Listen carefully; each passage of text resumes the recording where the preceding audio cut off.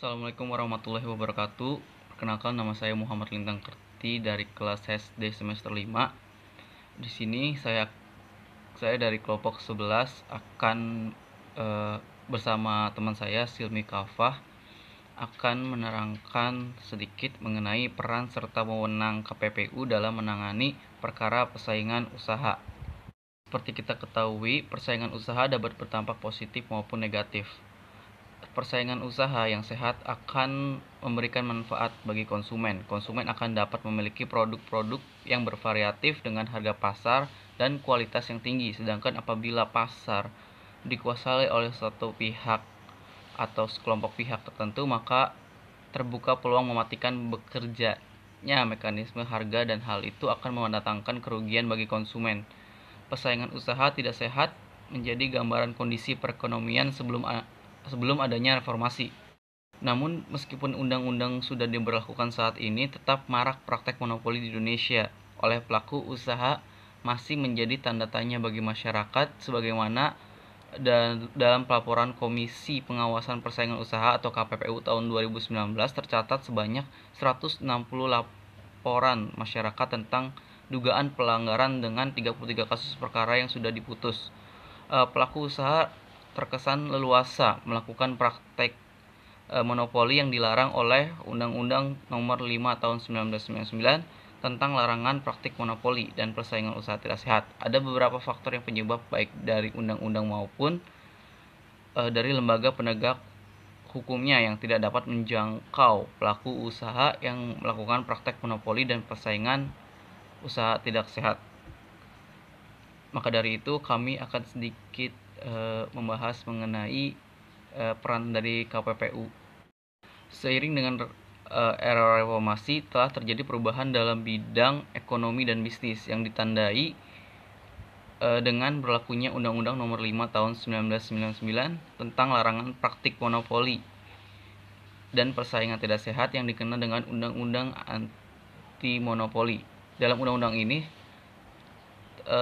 telah diatur sejumlah larangan praktik monopoli dan atau persaingan usaha tidak sehat lainnya, seperti monopoli, posisi dominan, perjanjian yang dilarang, dan lainnya. Dengan terbukanya pasar bebas atau pasar internasional, makin terbukanya persaingan usaha, baik pelaku usaha antar negara maupun dengan luar negeri, dengan bersaing dengan sehat serta tidak merugikan masyarakat dalam berusaha.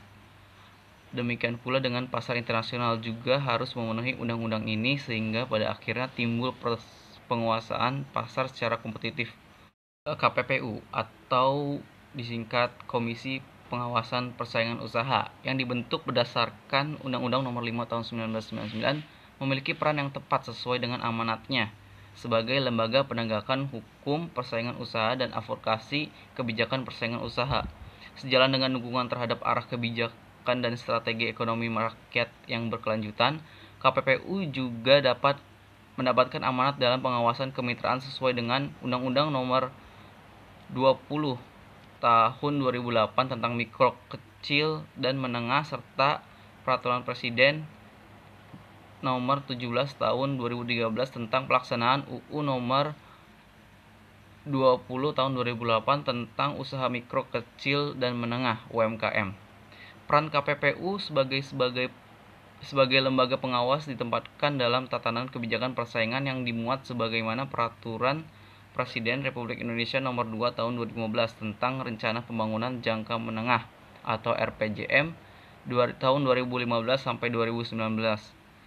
Berdasarkan RPJM tersebut, maka diharapkan KPPU dapat mendorong kinerja sektor ekonomi yang efisien dengan produktivitas yang tinggi serta menimbulkan inovasi sehingga bermuara pada peningkatan daya saing ekonomi Indonesia secara keseluruhan. Terima kasih. Selanjutnya akan dilanjutkan oleh teman saya. Assalamualaikum warahmatullahi wabarakatuh. Perkenalkan, nama saya Silmi Kafah. Saya akan menjelaskan tentang tugas dan wewenang KPPU dalam menangani kasus persaingan usaha. Tugas dan wewenang KPPU sendiri telah diatur dalam Undang-Undang Nomor 5 Tahun 1999 tentang larangan monopoli dan persaingan usaha tidak sehat, terdapat dalam bab 6 tentang Komisi Pengawas Persaingan Usaha. Tugas KPPU terdapat dalam pasal 35 Undang-Undang Nomor 5 Tahun 1999 dan pasal 4 Keputusan Presiden Nomor 75 Tahun 1999 yang bisa dirangkum sebagai 3 hal berikut.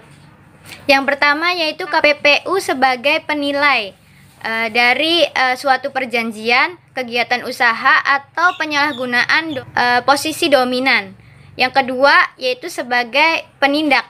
Apabila terjadi pelanggaran atas perjanjian, kegiatan usaha atau penyalahgunaan posisi dominan, maka KPPU inilah yang bertindak untuk menyelesaikan permasalahan tersebut.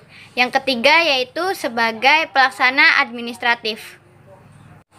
Adapun kewenangan KPPU diatur dalam Undang-Undang Nomor 5 Tahun 1999 dalam pasal 36 dan pasal 47.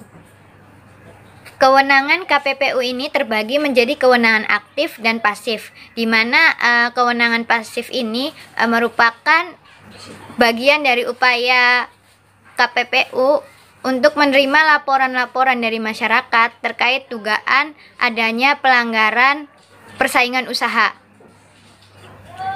Adapun kewenangan aktif dari KPPU ini adalah KPPU secara mandiri melakukan penelitian apakah kegiatan usaha tersebut melanggar undang-undang monopoli atau tidak. Kemudian apabila terdapat indikasi dugaan pelanggaran, maka KPPU melakukan penyelidikan. Dari penyelidikan ini mulai dari pengumpulan dokumen-dokumen sebagai bukti, pemanggilan saksi, pemanggilan terdakwa itu dilakukan sendiri oleh KPPU. Setelah itu KPPU dapat menyimpulkan apakah ini termasuk pelanggaran atau tidak. Setelah itu KPPU dapat memberikan sanksi atau hukuman berupa sanksi administratif terhadap pelaku usaha yang melakukan pelanggaran tersebut. Keputusan KPPU ini bersifat final, tapi pelaku usaha tetap bisa melakukan banding terhadap putusan dari KPPU ke pengadilan apabila pelaku usaha merasa tidak melanggar undang-undang persaingan usaha.